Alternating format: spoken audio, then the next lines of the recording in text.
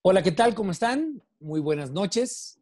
Como cada martes, para mí es un honor poder contar con su presencia aquí en Mesa Horizontal, donde todos tenemos algo que decir. Yo soy Armando Ríos Peter y bueno, pues me siento muy contento, como cada semana, de contar con la presencia de Jimena Céspedes. Como ustedes saben, Jimena Céspedes es nuestra especialista, nuestra antropóloga sociodigital, que como cabeza de Metrix, conocer la verdad en tiempos de una era digital, pues siempre nos da la visión de lo que han estado discutiendo las redes sociales en México. Bienvenida, Jimena, ¿cómo estás? Gracias, buenas noches, ¿cómo están todos? Bueno, bienvenida. Y obviamente está mi queridísimo hermano, Amado Avendaño, que como cada semana nos tiene la visión, el comentario de lo que está pasando, sí, en las redes sociales, pero cómo lo están viendo los medios, especialmente los medios tradicionales, y cómo los comentarios y los temas importantes se están reflejando en el acontecer de la discusión cotidiana en nuestro país. ¿Cómo estás, mi querido Amado? Con mucho gusto de acompañarlos esta noche. Felices, como siempre. Agradecemos a Radio 13 Digital y obviamente a Diario de Confianza la oportunidad de que a través de sus plataformas estemos en sus casas, en sus dispositivos digitales. Y yo quisiera empezar, mi querida Jimena, como cada semana, con el reporte de Metrix, un reporte interesante. Me parece que nos da un universo muy amplio de lo que fue la discusión digital. Nos deja muy claro cómo, pues, la gran discusión, sin duda alguna, pues fue este segundo informe de actividades. Se han cumplido 24 meses de López Obrador en la presidencia de la República, 2 años de claroscuros, y me parece que, pues a final del día, la gran polémica que ha observado el segmento digital, pues estuvo muy presente precisamente esta semana. Cuéntanos cuáles son los grandes temas que trae Metrix y obviamente arrancando con el tema del segundo informe de actividades. Claro que sí. Aunque el segundo informe lo tocamos la semana pasada, por lo que cayó justo en martes, en realidad toda la semana fue producto de discusiones de los medios digitales, sobre todo de medios tradicionales y de medios privados. O sea, la gente en general lo que hacía era que tomaba lo que decían los columnistas, los expertos, en general las encuestas, y lo transformaban en contenido a favor o en contra del presidente, y de ahí ya se transformaba en algo más como más de red social, o sea, más en meme, más en comentario, más en temas, por ejemplo, si éramos Dinamarca, o sea, cosas ya más jocosas que las redes sociales lo continuaron toda la semana. Sin embargo, y aunque el presidente no le estaba yendo, o sea, sí, la actitud no era favorable hacia el presidente, empeoró a final de la semana con la información de que había una prima de él que tenía unos contratos con Pemex y que el presidente no pudo denegar, o sea, y que digamos que fue parte del resto de la discusión.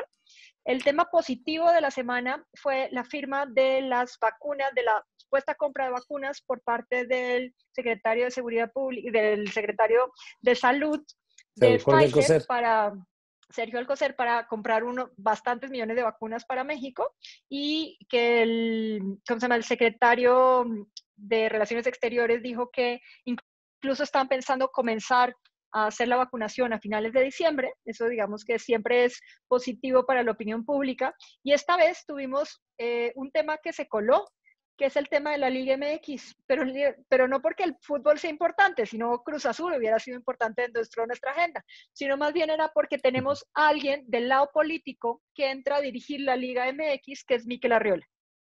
Y bueno, y también el tema que fue uno de los corolarios tal vez más importantes y que ayer, de hecho, ya se ratificó una serie de cambios, una serie de enroques en el gabinete, que fue la renuncia de Alfonso Romo, ¿no? Esta renuncia tal vez que ya estaba muy anunciada, ya estaba muy prevista, donde el principal interlocutor con el sector privado, Alfonso Romo, después de 2 años de estar en el encargo de la jefatura de la oficina de la presidencia, pues termina renunciando. Dice López Obrador que no va a quedar nadie en ese encargo, de hecho se va a cerrar la jefatura de la oficina de la presidencia, y ayer pues nombran a Tatiana Cloutier, secretaria de Economía, lo que por lo menos yo leí como una suerte de apuntalamiento de ese espacio para tener una interacción con el sector privado. Recordemos que Tatiana Cloutier fue invitada por Alfonso Romo, sirvió como coordinadora de la campaña en la elección del 2018, en este caso López Obrador, y en cierto sentido por su origen, un origen, pues obviamente por su padre, un apellido muy pesado alrededor de la Coparmex, de los liderazgos empresariales, pues podría servir precisamente como vehículo, como vínculo con el sector empresarial.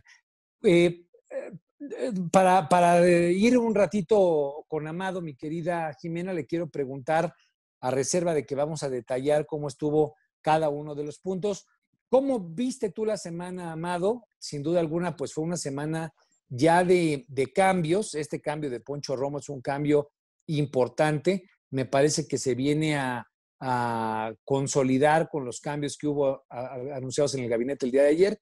Pero, ¿cómo lo viste tú? Estamos hablando de 2 años de gobierno, muchas mañaneras sin duda alguna, pero bueno, a final de cuentas, este segundo informe de actividades del martes de la semana pasada, pues es relevante. ¿Por qué? Porque a final de cuentas ya no estamos en la luna de miel, ya estamos en la evaluación de las políticas públicas, ya hay comentarios muy claros respecto a lo que ha significado ser el segundo año más violento de la historia reciente del país. Estoy hablando del 2020 porque el 2019 así lo fue.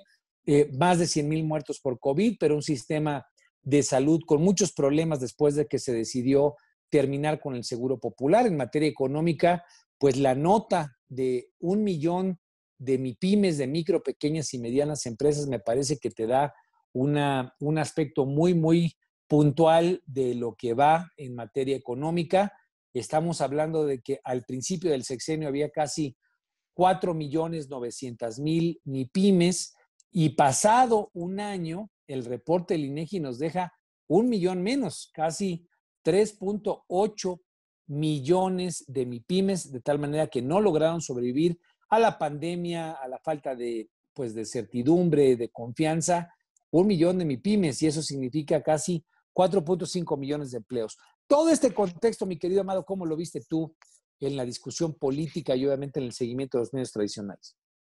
Mira, así como los números, las fechas también son una coyuntura para hacer evaluaciones. Y en este caso, así como los 100,000 muertos, pues fueron un momento para arremeter en contra de la política de salud de este gobierno frente a la pandemia. También los 2 años fueron una coyuntura muy especial para recordarle al presidente todos los compromisos que tiene por cumplir, aunque él diga que tiene 97 compromisos cumplidos y que solo le faltan 3. Los únicos 3 que le faltan es no mentir, no robar y no traicionar. Pero los demás, la verdad es que todo el Había un mundo... meme de eso. Sí, lo vi. Exactamente. Y entonces, me parece que, y además, como dijo él en enero, se lo dijo a Jorge Ramos el 15 de enero y el 16, el tema de seguridad, y al día siguiente habló sobre qué íbamos a hacer.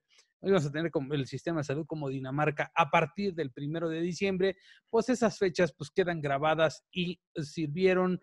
Sobre todo el caso del tema de Dinamarca fue especialmente enfática la oposición y los críticos, incluido yo, desde luego, en recordarle al presidente las promesas pendientes y esta forma tan chabacana que tiene el presidente de andar hablando a la ligera y prometiendo cosas, patear el bote hacia adelante, ahí veo cómo luego lo resuelvo. Creo que estas facturas ya se empezaron a cobrar, pero si tú recuerdas, en otros momentos a Peña Nieto a estas alturas también ya le empezaban a cobrar esas facturas, a Ayotzinapa, a la Casa Blanca, a todo el mundo se empieza a caer cerca del tercer año, del inicio del tercer año, empieza a romperse esa luna de miel, como bien decías al principio, y creo que eso es lo que le está pasando al presidente López Obrador, porque aunque parece que fuera muy espectacular la aprobación, si nos remitimos a los números que dieron a las principales empresas encuestadoras, son muy parecidos a los que tenían los presidentes anteriores, con excepción un poco de Peña Nieto, pero pues Calderón, Fox tenían más o menos los mismos números de aprobación que tiene hoy el presidente López Obrador. El asunto es que pues, tiene una mañanera y cacarea demasiado el presidente, entonces eso me parece que es un punto a favor de él, de estar hablando bien de sí mismo todas las mañanas, pero en realidad me parece que esta coyuntura sirvió mucho para eso, para poner al presidente en el ácido, porque en realidad el discurso que dio en su, ¿qué será?, octavo informe de gobierno, no, pues no trajo en realidad pues nada nuevo, ¿no? Bueno, hubo polémica sin duda alguna en datos como este de que había ahorrado casi 560,000 millones de pesos por el tema del combate a la corrupción, un poco la justificación que volvió a dar alrededor de la visita de él a Washington, allá a la Casa Blanca, la reunión con Donald Trump.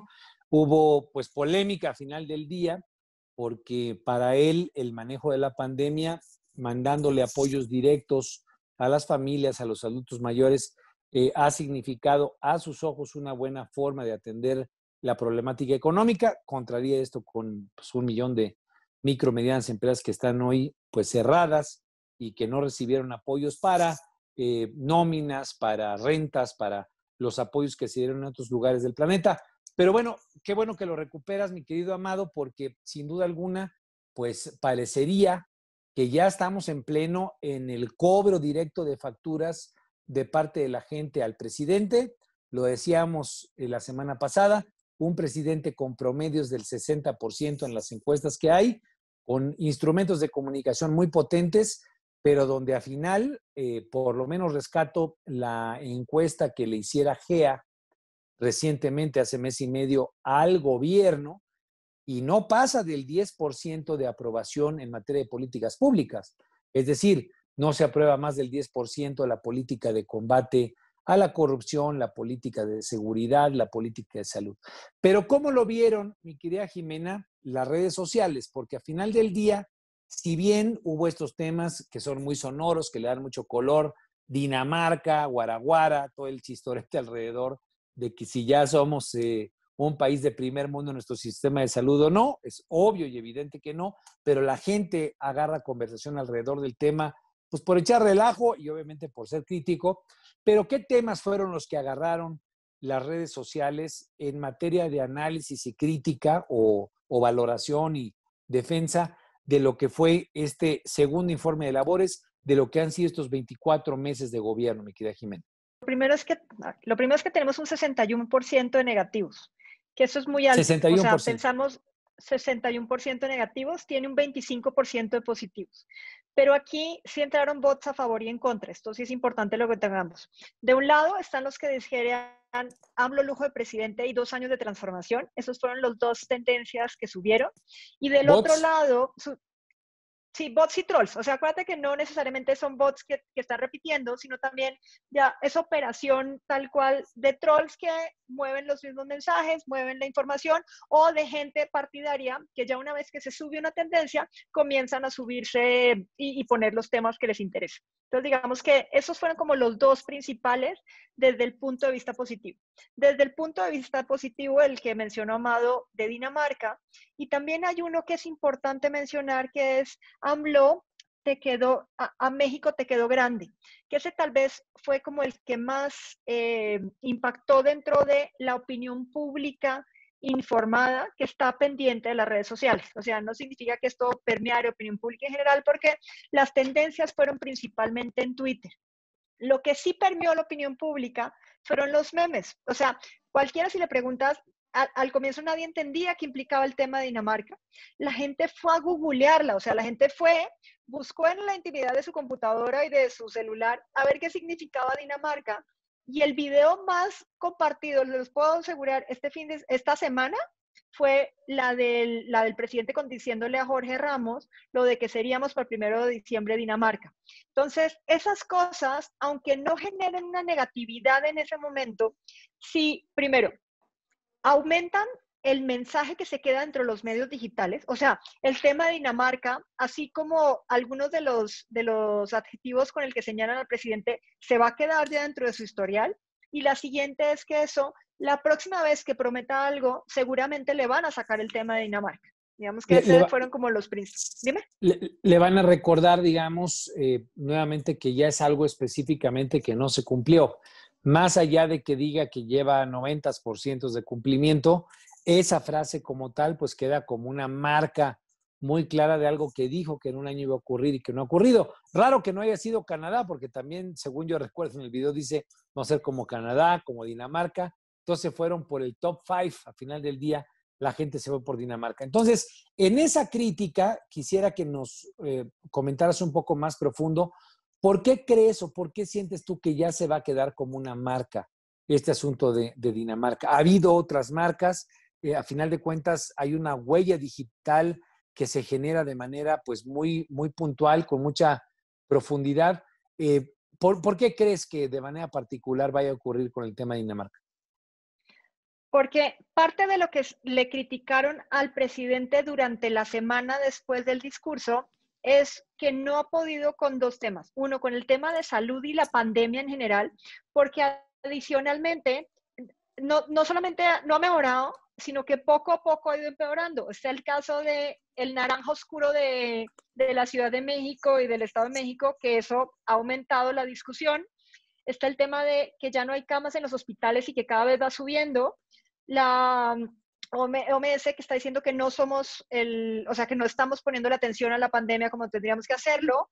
El caso de que estamos hasta el final de los lugares en donde deberíamos estar en días de pandemia, o sea, el peor lugar en el que quisieras estar para el tema de COVID. Entonces, todo eso se le juntó.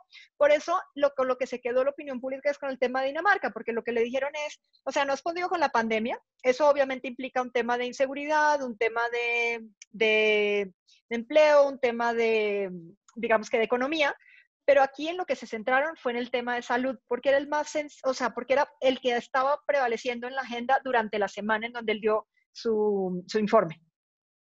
Y en esa condición, yo te preguntaría, mi querido Amado, el asunto de Dinamarca, pues ya queda como un planteamiento que si bien le pega duro el asunto de la pandemia, pero parecería que es un corolario mucho más estructural. Recordemos, lo hemos repetido en varias ocasiones aquí en el programa, al principio del sexenio se toman una serie de decisiones que pues desarticulan la proveeduría, por ejemplo, de medicinas para niños con cáncer, de retrovirales para gente con VIH-Sida.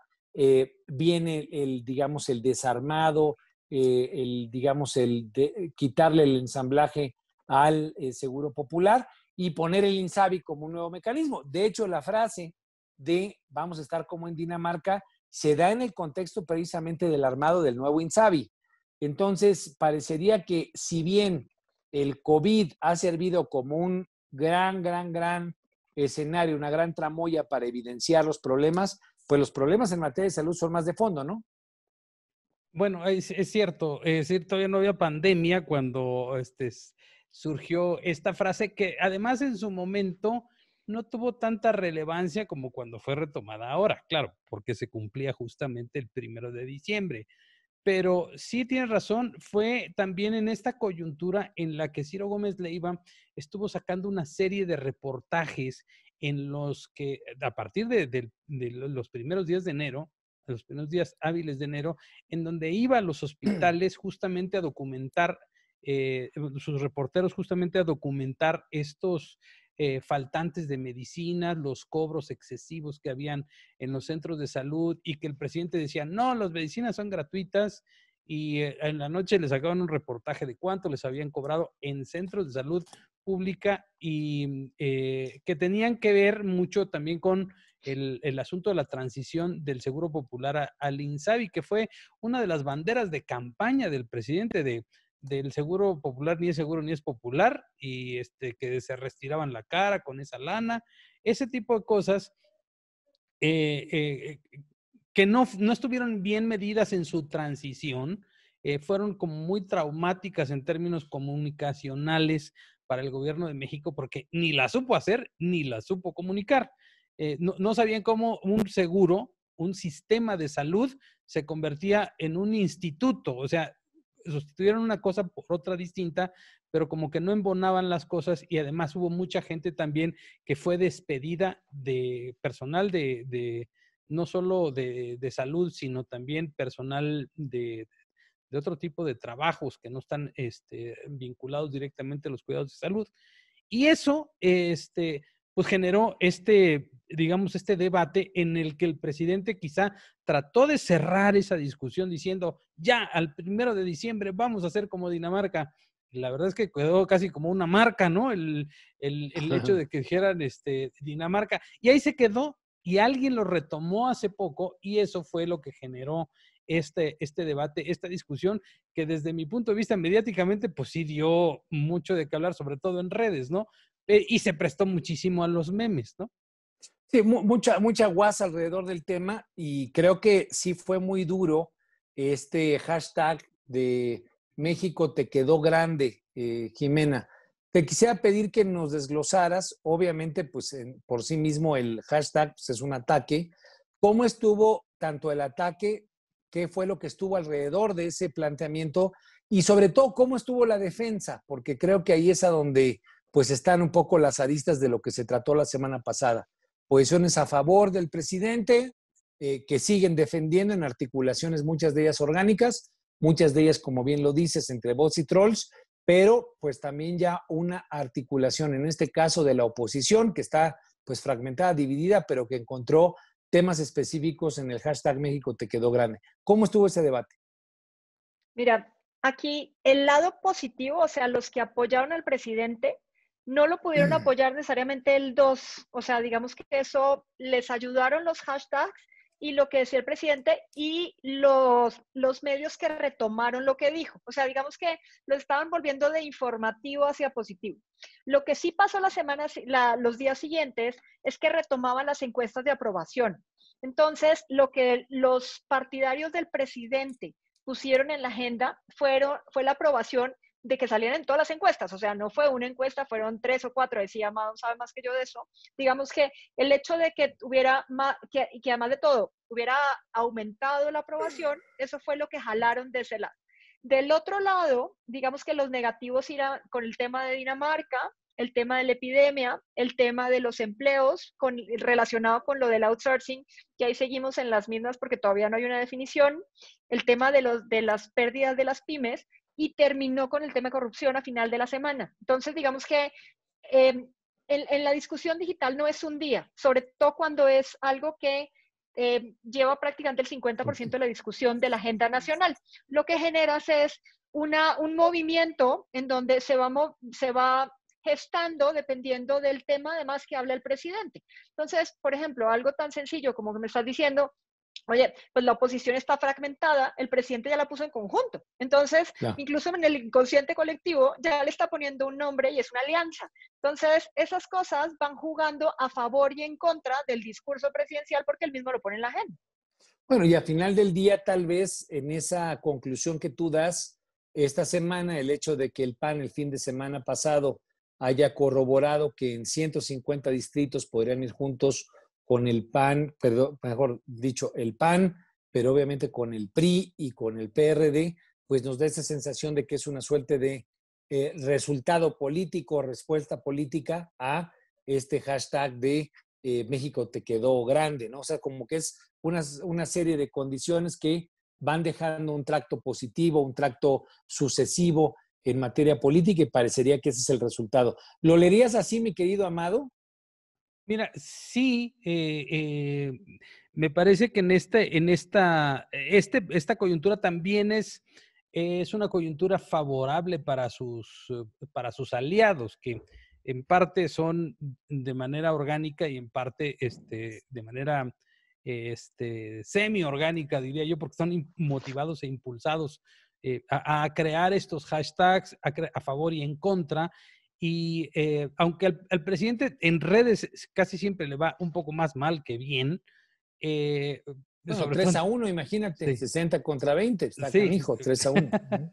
Más o menos, pero básicamente estas estructuras pues no le alcanzan para eso. Sin embargo, el hecho de que estas discusiones estén cuando las discusiones negativas están más en temas que al presidente le interesa, no son sustanciales para él, pues está bien, le va muy bien que por ejemplo, esta niña Estefanía Veloz jale la marca con un tema que es muy sensible y que provoca mucha ira, mucha indignación, mucho enojo, mientras no se estén fijando en el tema de la prima, ¿no?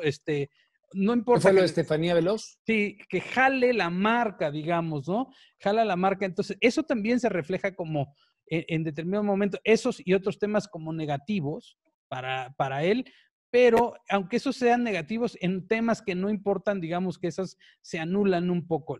Se sigue registrando una conversación negativa, pero en los temas que le interesan, no. Entonces, yo creo que les interesa como estrategia digital que haya una buena parte de esa conversación negativa que se vaya a temas irrelevantes, porque ellos lo que quieren construir es una narrativa político-electoral para el 2021 y yo creo que ahí está su enfoque.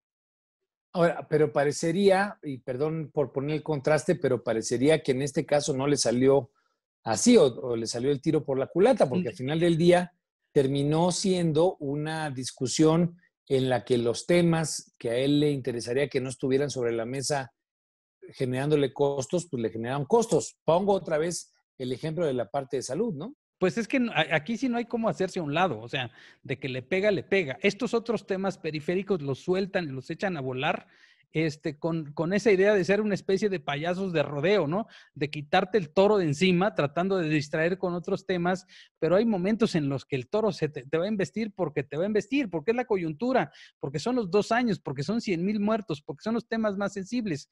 Aún así, digamos que algo alcanzan a hacerle el quite, a distraerlo tantito, aunque lo principal, pues ahí está reflejado el 60%, 64% de la conversación negativa. Ahora, lo recupero, mi querida Jimena, porque parecería que los payasos de rodeo, como bien los comenta Amado, no cubrieron su objetivo, porque dentro de todo este contexto, 2 años de gobierno, análisis de política pública, en fin, pues te explota en las manos el tema de Filipa, la prima del presidente López Obrador, y entonces simbólicamente, siendo un familiar cercano, siendo una prima, siendo que se identifican contratos en Pemex, el propio presidente dice, no estaba yo enterado, pues parecería que eso es por sí mismo simbólicamente algo que le pega en el corazón de su discurso político. Así lo evaluaron las redes sociales, porque me da la impresión de que a 2 años, pues mucho es la evaluación de, primero que nada, qué se ha hecho en materia de corrupción. Yo soy de los que piensa que la buena evaluación del presidente sigue estando alrededor de que la gente lo ve como alguien que le habla cercano a la población, que le habla, digamos, en un lenguaje cotidiano, coloquial, pero que sigue manteniendo como eje troncal el tema del combate a la corrupción como su premisa y su mandato fundamental. Entonces, el tema de que salga lo de Filipa, que si nos puedes comentar cómo lo vieron en las redes, pues parecería que le pega en el centro de gravedad más profundo. Y entonces, pues puede haber comentarios, muchos discursos, pero en los hechos pareciera ser que ese tema le pega pues fuerte. Y ahí, pues desafortunadamente, los payasos de rodeo, que bien menciona Amado, pues no son tan útiles ni tan funcionales. Es correcto lo que dices. O sea, hay dos cosas que le están pegando mucho al presidente y es que, digamos que lo vimos desde el tema de Lozoya, en donde su discurso de estamos luchando contra la corrupción, entraban Rosario Robles, Lozoya, Videgaray, los expresidentes, y ahorita trataron con Genaro García Luna. Pero en general la gente ni siquiera sabe quién es. O sea, entonces eso solamente estuvo dentro del tema de discusión de Círculo Rojo y de columnistas, pero no pasó a opinión pública general. Por eso digamos que no lo teníamos dentro de los 5 temas principales de la semana. Pero del otro lado sí, porque el tema del hermano Pío López ya lleva más de un mes en discusión, o sea, y todas las semanas lo vemos reflejado en algún momento, bien sea porque la UIF dijo algo, o porque sacaron un nuevo video, o porque solamente fueron 200 millones, o sea, lo estamos llevando durante estas semanas y justo entra la semana de su segundo año, pues entra un contrato en donde habla de nepotismo. La gente no entiende la palabra nepotismo, pero sí lo pusieron así los medios y la gente sí se queda con, existe corrupción desde el punto de vista de su familia. O sea, el problema es la familia. Si fuera alguien externo de su gobierno, o sea, si fuera alguien de la Secretaría de Turismo o alguien relacionado con la oficina de la presidencia, o sea, alguien externo, no le afectaría directamente porque pues vamos a seguir peleando la corrupción porque esto lo traemos de tiempo atrás. Pero cuando es su familia la involucrada, eso sí permea en opinión pública y merma la opinión que tiene su opinión pública de él en relación con el discurso presidencial principal, que es el de la corrupción. Entonces, eso sí a largo plazo sí le puede mermar parte de la aprobación. Obviamente en actitud sí le afectó bastante. Le pega en ese centro de gravedad del cual depende tanto la narrativa y lo simbólico de este gobierno. Ahí, Y ¿cómo además, sentiste? perdón que te interrumpa, en esto es más fácil de posicionar. O sea, la oposición le queda más sencillo posicionarlo. Por eso el expresidente Felipe Calderón lo primero que le dijo es, no vas a decir ni pío. Entonces, eso lo junta con el pío más el tema de Felipa. Entonces, en los medios digitales tú no sabes quién es Felipa. Claro, claro, se vuelve, digamos, un tema que crece y que se vuelve trascendente en todos los espacios de manera rápida y viral. Ahí mi pregunta sería, Amado, ¿cómo sentiste tú la reacción que tuvo el presidente en la mañanera de lunes? Porque obviamente es un tema importante. Él decide que los contratos o los supuestos contratos de los que se hablaba queden totalmente cancelados, que se cierre toda esa llave. ¿Cómo sentiste la reacción? Mira, algo que se manejó muchísimo en redes, en realidad la señora se llama Felipa Guadalupe y obviamente Loretta y ella utiliza mucho más Guadalupe porque cuando fue candidata a presidenta municipal se nombraba Lupita Obrador, no Felipa. Pero la ironía de que se llame Felipa y la combinación de Felipa Obrador, pues también originó mucho motivo de burla, ¿no? Los memes de Felipa Obrador comparándolo con Felipe Calderón, pues obviamente le dieron un nivel de exposición mucho mayor por la sorna, por la burla a la que eso se prestó. Y adicionalmente, el hecho de que el viernes el presidente dijo, es que yo no sé, no estaba enterado de eso.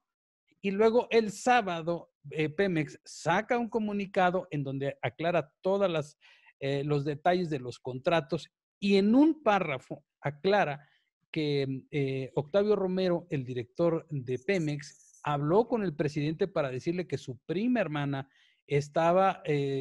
tenía contratos y que él mismo el año pasado había instruido a que no se le dieran más contratos y aún así esta mujer, digamos que se ocultó detrás de otras empresas para volver a obtener contratos. Esto generó críticas también al presidente que un día no sabía, al otro día sí, y lo que permea y creo que esa era la intención del reportaje, lo que permea es corrupción en la familia Obrador. Ese es el mensaje que le pega al presidente, corrupción en la familia Obrador. Más allá de que la señora no se le hayan detectado actos de corrupción, en realidad lo que se le detectaron fueron conflictos de intereses, o en dado caso, pues que se llevó al baile a su primo, al no decirle que le habían dado otros contratos del que el presidente no estaba enterado. Toda esa confusión queda sintetizada en corrupción en la familia Obrador. Bueno, que a final de cuentas los conflictos de interés pues están también tipificados y señalados administrativamente, no solamente penalmente en las leyes que tenemos. Entonces el conflicto de intereses puede remitir a ese tipo digamos, de repercusiones en cuanto a la imagen pública. Jimena, ahí te preguntaría para cerrar con el capítulo Filipa, ¿tú crees que deja huella? Ya nos comentaste, deja huella el tema de Dinamarca y lo deja como un asunto de no cumpliste, dijiste que esto iba a ocurrir y no ocurrió. Un tema, repito, simbólico, porque el presidente pone sobre la mesa el tema, no lo logra cubrir y a final de cuentas hay un costo viral, amplio, etcétera. Filipa, que es un asunto tal vez que para muchos podría escandalizar más, que para muchos podría significar algo más profundo, más delicado. ¿Deja marca o es un asunto que crees que vaya a quedar pues ahí, digamos, como estos temas que se van acumulando y sabemos que en las redes pues se van llenando las gotitas de agua que llenan un vaso y de repente explotan.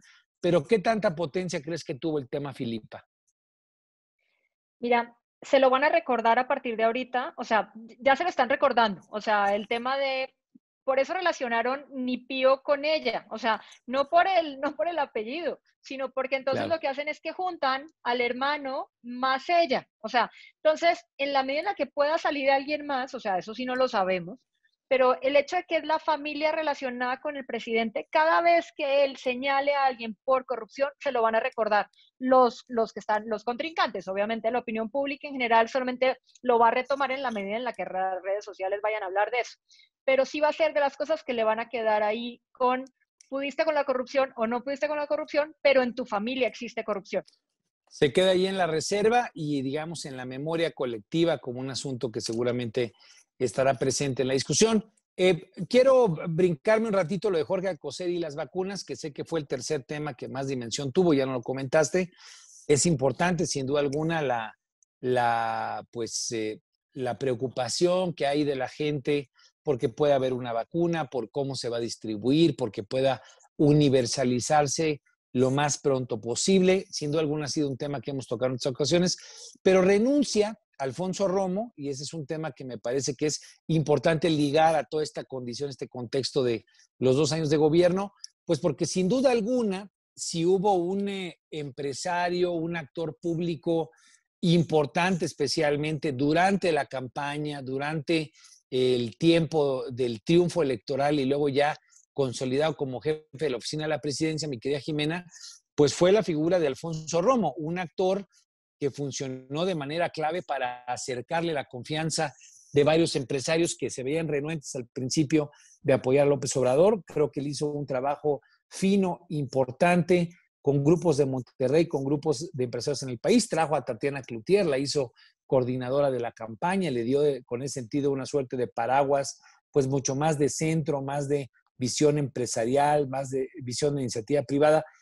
¿Cómo lo leyeron las redes? Este asunto de que el presidente saca un tuit con mucha amabilidad, con mucha cercanía y le dice, pues gracias por venir. Al final del día le da las gracias a este Alfonso Romo y una figura, a final de cuentas, que si bien mediáticamente el presidente protege en su salida, pues sale, creo yo, extraordinariamente desgastado.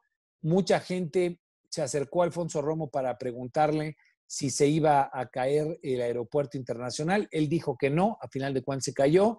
Y así hubo como varios episodios. Tal vez el último más claro y más evidente fue el de Constellation Brands, donde en este caso Poncho Romo señalaba que se estaba haciendo todo lo posible para que $1,200 millones de la empresa Constellation Brands pues no se vieran afectados por la consulta popular. Ocurrió a final del día y ese desgaste que le significó a Alfonso Romo me parece que es pues la plataforma de su salida del gabinete. ¿Cómo lo vieron las redes sociales? Mira, lo primero es que la gente que no lo conocía lo conoció, porque al poner el presidente el nombre, pues hizo que la opinión pública en general por lo menos se fuera a buscar quién era. La segunda es, aunque los empresarios, digamos que hubo muchos mensajes relacionados de los empresarios a favor y en contra, en general hubo un 21% de positivos de la salida de Alfonso Romo. No significa que estuvieran a favor o en contra, sino que dijeron que era positivo que saliera en este momento. Muchos mensajes de felicitación, de agradecimiento y de reconocimiento a su labor. El 41% es negativo. ¿Y qué es lo que decían? Precisamente lo que comentaste. Lo que comenzaron a enumerar fue todas las promesas incumplidas de Alfonso Romo durante el tiempo. Efectivamente, la que más le recuerdan es la del aeropuerto. Después la Constellation Brand y por último la del outsourcing, porque él dicen que él había prometido que no iba a haber, o sea, que las reformas laborales no iban a afectar el tema del outsourcing, solamente el tema de regulación. Y como mandaron la ley, no estaba de acuerdo con lo que Alfonso Romo le había prometido a los empresarios o había negociado con los empresarios. Eso es lo que dicen los medios digitales. Entonces, la salida además tiene un detalle. En el mensaje del presidente lo que dice es que sale de la oficina, pero sigue siendo el interlocutor. Entonces, eso dejó una dualidad en donde la gente se preguntaba qué implicaba que fuera interlocutor, que salía o no salía. de las promesas incumplidas y hay una proporción bastante importante de esos negativos en donde decía que él estuvo solamente por cuidar sus propios negocios durante estos 2 años de funciones en la presidencia. Ahora, pero ¿por qué le pega? Es algo que yo no entiendo, o digamos que seguramente desglosándolo con más claridad es posible entenderlo, pues le pega sin duda alguna a la ineficacia, a la eh, incapacidad que tuvo, en este caso, Alfonso Romo, para convertirse en un verdadero interlocutor que le diera garantías de sus dichos a los empresarios en cuanto a los hechos que hemos comentado. Pero ¿por qué no desgasta esto a López Obrador? Lo quiero tratar de entender porque a final de cuentas era la figura, era el representante y parecería que en este mundo hiperconectado, donde es posible segmentar y que alguien pague el pato, ¿no? Porque de repente, pues, era tu chamba y tú eras el que estaba destinado a hacerlo. ¿Por qué no se traduce esto en un costo para López Obrador? ¿Por qué no se traduce en un costo evidente en la discusión donde la gente está diciendo, pues el tema no era el mensajero, sino era el dueño de los mensajes, que era López Obrador? ¿Por qué no se logra identificar un costo directamente para el presidente y todo lo acumula, en este caso, Alfonso Romo? Primero porque es un tema mucho más de círculos de población informada que la opinión pública en general. O sea, el hecho que haya una persona que es el interlocutor entre el presidente y la iniciativa privada no era muy claro para muchos. La siguiente es que acuérdense que el presidente no ha hecho sino decir que tenemos que acabar con todo lo que implica los conservadores anteriores, y Alfonso Romo representaba parte de ese tema de conservadurismo, entonces, o de liberalismo, o como le quieran llamar.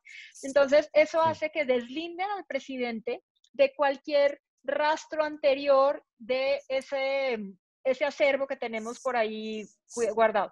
Y la otra es que dentro de las discusiones de los medios digitales de esta semana, lo que se dijo es que es que los secretarios en general y la gente que estaba abajo del presidente no tiene el suficiente poder que sí tiene el presidente. Y eso, al final, en opinión pública general, más las encuestas en donde salía él muy bien posicionado, y digamos que la figura presidencial sale bien posicionada en eso, digamos que hace que al final el problema sea Alfonso Romo. Pasa lo mismo cuando son temas de salud, en donde al que le atacan es a López-Gatell, o cuando hay un tema específicamente de si los niños regresan al colegio o no, al que atacan, en ese caso es al secretario de Educación Pública. O sea, sí hay una razón en donde el presidente queda como inmune ante algunos hechos, y más bien al que atacan es al mensajero, como tú lo dices, y en este caso de Alfonso Romo fue tal cual, porque además ni siquiera la opinión pública lo conocía, no sabía ni que existía esa figura. Entonces, los platos rotos los acaba pagando el auxiliar del presidente, el presidente sale bien librado. ¿Cómo leíste tú, mi querido Amado, esta salida? A final de cuentas, pues sí, creo que es un ícono de lo que fue la interacción con el sector privado, desgastada la relación al final del día, pero yo no me imagino el triunfo contundente de López Obrador que tuvo si no hubiera tenido el tejido fino de alguien como Alfonso Romo, acercándole a actores políticos prominentes, acuerpándolo, diseñando una imagen en la campaña mucho más de centro que de izquierda o de izquierda radical. ¿Qué opinas? Mira, coincido con Jimena en los términos de que quien sale más desgastado obviamente es Alfonso Romo, porque la relación o este nivel de influencia que tanto él como los empresarios pensaban que iban a tener con Alfonso Romo como jefe de la oficina de presidencia, pues la verdad es que nació muerta desde antes de que entrara en funciones, porque el primer sablazo que les pusieron fue justamente que se cancelara el aeropuerto. Ya con eso, pues ya venía herida de muerte esa influencia.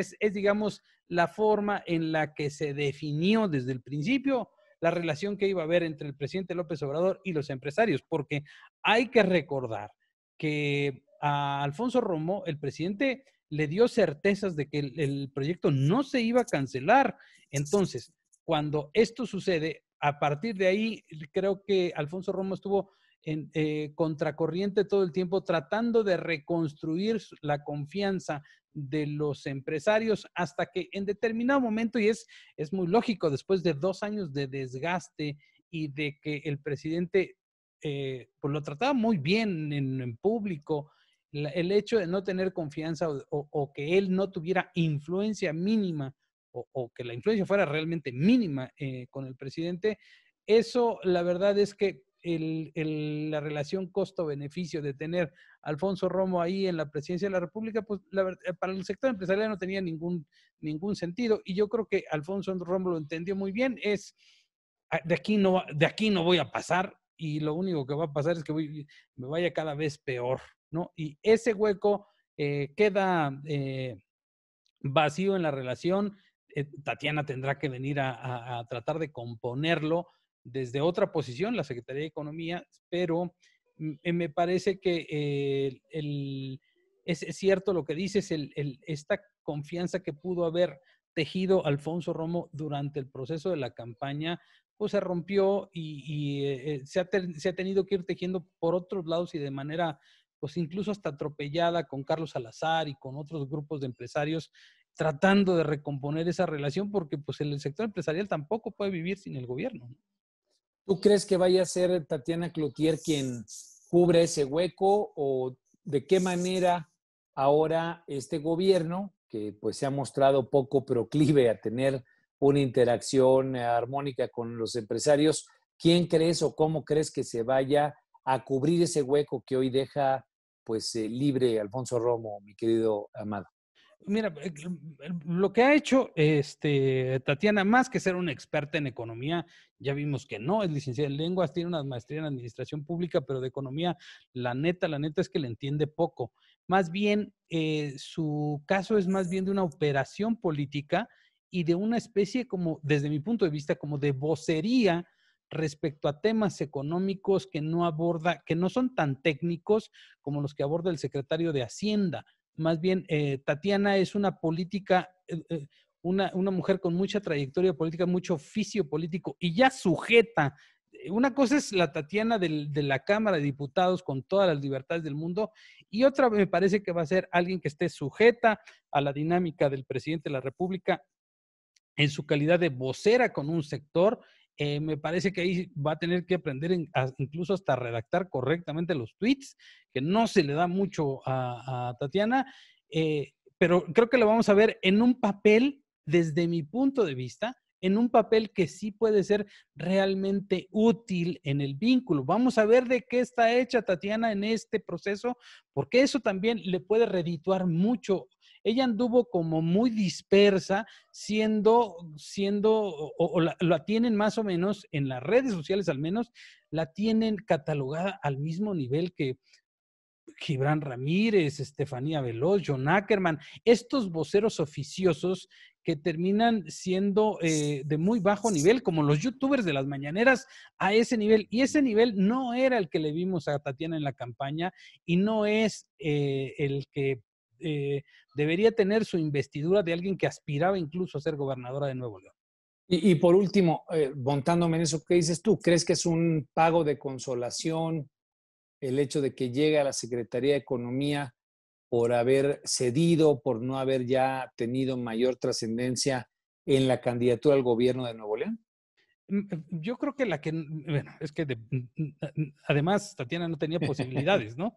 No tenía cómo irse. Más bien, creo que le encuentran un lugar en el que realmente le puede ser útil a esta famosa 4T, con miras, desde luego, al proceso electoral. Es una especie de coordinadora de campaña del 2021 desde la presidencia de la República. Me parece que por ahí tendría que estar su oficio, ¿no?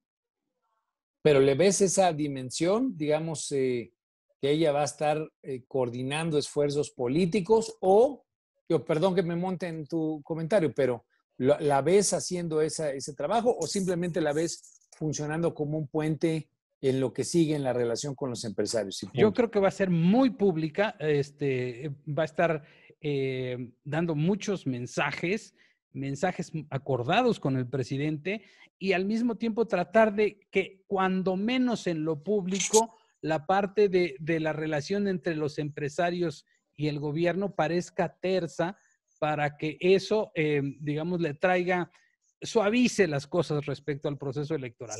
A mí me parece que esa es la chamba que hizo Tatiana durante el proceso electoral del 18. Fue su coordinadora de campaña. Más o menos por ahí tendría que venir su oficio. Que hay que decirlo, lo hizo bien, porque en cierto sentido el apellido, el pedigrí importante de un luchador social tan significativo, cercano al Partido Acción Nacional, a la Coparmex, como lo fue su padre el Maquío, pues a final de cuentas fue muy útil, repito, para acercarle a sectores más duros que no veían mucha confianza y que hoy tal vez, una vez que sale Poncho Romo desgastado, como lo hemos dicho, pues podría encontrar en la figura de Tatiana ahí sentada en la Secretaría de Economía, pues un espacio de reposicionamiento en favor de construir puentes de diálogo con la iniciativa privada. Mi querida Jimena, para terminar, digamos, la parte más importante del reporte que presentó Metrix, hablan mucho del tema de Jorge Alcocer, el tema de las vacunas. Cuéntanos, por favor, cómo vieron las redes este tema, a qué le dieron mayor atención y obviamente cuáles son los puntos positivos y en contra. Mira, antes de entrar en eso, quería solamente comentar una cosa de cómo vieron las redes sociales el tema de Tatiana Cloutier. Lo vieron más bien por dos razones. Una, que más bien lo vieron de forma negativa, que le estaban quitando la posibilidad de competir hacia una gobernatura. Eso digamos que fue como lo principal. Y la siguiente es que por lo menos iban a poner a alguien en una secretaría que es desconocida. O sea, en general, de las secretarías del gobierno federal, digamos, es la más desconocida. Entonces pusieron lo que decían era que iban a poner una figura pública ahí. O sea, del lado de los empresarios comentaban que pues podías llegar a ser la figura, pero estaba más del lado negativo que el lado positivo. Entonces vamos a ver eso, cómo evoluciona en las semanas siguientes. Ahora, Sin sobre duda. el tema de las vacunas. Hemos visto que le favorece al gobierno federal cuando hay un acuerdo internacional. O sea, eso digamos que forma parte del discurso positivo del gobierno. Esa ha sido la primera. Lo que sí tuvo como un tinte negativo era la pregunta que se hace todo el mundo y es, primero, que se relajaron las medidas, o sea, que la gente en general está saliendo, que está aumentando la cantidad de casos, la cantidad de muertos y que las vacunas no van a llegar en el corto plazo. Ese digamos que fue la primera. La segunda es, ¿cómo van a hacer para vacunar? Digamos que muchas de las preguntas que se está haciendo la gente es, ¿a quién le toca primero? ¿Dónde me vacuno y dónde puedo conseguir las vacunas? Entonces de ahí viene la discusión de si tendría que ser logísticamente quien lo manejara la Secretaría de Salud, la Secretaría de Relaciones Exteriores, porque digamos que ya hemos visto que Marcelo Ebrard ha estado muy metido en eso, y se barajó un tercer nombre, que era Juan Ramón de la Fuente, que estuvo incluso dentro de la discusión de la semana. El Y ya la ejército tercera, también, ¿no? Se habló también del del ejército también, ejército. sí, es ¿Sí? correcto. Y entonces ya digamos que la última, que ya está como en paralelo, es la discusión de si la gente se iba a dejar vacunar o no. O sea, esa no podemos dejar de tenerla porque hay esa sí es completamente de redes sociales, es los antivacunas que están comenzando a ser muy activos dentro de los medios digitales y por eso ves a gente como Bill Clinton y Obama y demás, y una campaña del World Economic Forum diciendo la importancia de vacunarse para contrarrestar esos antivacunas que se están moviendo mucho entre las redes sociales en México y a nivel mundial. Están creciendo, sin duda alguna están ejerciendo cada vez más presencia y yo vi una encuesta de estas muy caseras, pero 70% de la gente manifestando que no se vacunaría, ¿no? Está este movimiento en contra, donde sienten que es pues un instrumento de dominación, incluso algunos lo mencionan. Pero bueno, este tema, mi querido Amado, le trae puntos a favor al gobierno, ¿no? El hecho de que haya la condición de tener acceso a las vacunas, de que se esté discutiendo cómo logísticamente se distribuiría la misma, cómo garantizamos que se universalice el acceso a la vacuna para todos. Es como que un tema en el que el gobierno no ha perdido liderazgo. Y la figura de Marcelo Ebrard ha sido importante, más allá de la del propio Jorge Alcocer. ¿Cómo ves la radiografía política alrededor de este tema? ¿Crees que les vaya a traer activos a estos actores públicos que están presentes, pues comentando, liderando el tema de las vacunas? Me refiero específicamente a Marcelo Ebrard. Sin duda, Marcelo ha capitalizado muy bien este tema y aunque si nos damos cuenta, ellos empezaron a hablar de vacunas hace como 4 o 5 meses, ¿no? Esta idea de posicionar vacunas, sí, estamos trabajando desde hace mucho tiempo en traer las vacunas. Me parece como la zanahoria, están hablando de muy pocas vacunas respecto al total de la población, realmente muy pocas. Y eso les basta para generar una expectativa de que algo se está haciendo bien. Ya en diciembre tenemos vacunas en México, ya van a estar las vacunas. Pero de eso a que te llegue la vacuna y que te vayan a vacunar, va a pasar mucho tiempo porque todo este proceso, la logística, la adquisición, la aplicación, requiere de veras de una planeación impresionantemente grande. Sin embargo, el posicionamiento mediático de que ya tenemos vacunas, ya tenemos CanSino, ya tenemos Pfizer, tenemos Janssen, y no me acuerdo cuál es la otra, son 4, pues genera esta expectativa de el gobierno está trabajando para nosotros. Y si alguien lo ha capitalizado muy por encima del sector salud, es Marcelo Ebrard. ¿Por qué? Pues que las traen de fuera, ¿no? Él se presenta en las mañaneras y hay que verlo en las encuestas, ¿no? Cómo Marcelo está empezando a repuntar con cierta distancia sobre cualquier otro personaje dentro del propio gabinete. Justamente por este tipo de temas, sabe aprovechar los positivos. Los temas positivos ahí se montan, ¿no? Y cuando son temas que tienen que ver con cosas negativas, se sabe escabullir. Aquí lo importante es, como tú bien decías, el asunto de que generarle confianza a la gente de que se tiene que vacunar. Eso es fundamental. De hecho, ya empezaron en México las pruebas experimentales de vacunas a los voluntarios. Entre ellos yo me postulé para voluntario, todavía no me llaman, pero la idea es esa, ¿no? Tratar de decirle a la gente, nos tenemos que vacunar.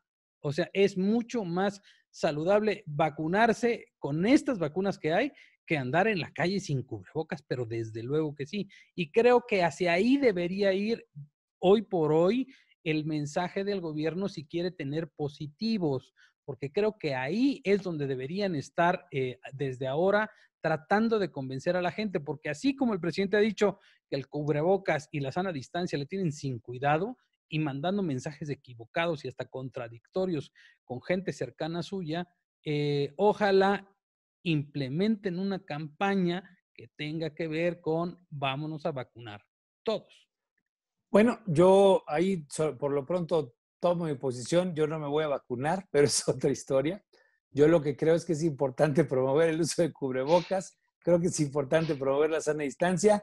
Tengo mis dudas sobre de qué van estas vacunas, pero bueno, por lo menos lo dejo aquí asentado en algo que sin duda alguna va a ser parte de un gran debate, pero lo preguntaría, Jimena, ¿qué piensa la gente en ese tema? ¿La gente le da el beneficio de la duda a las vacunas?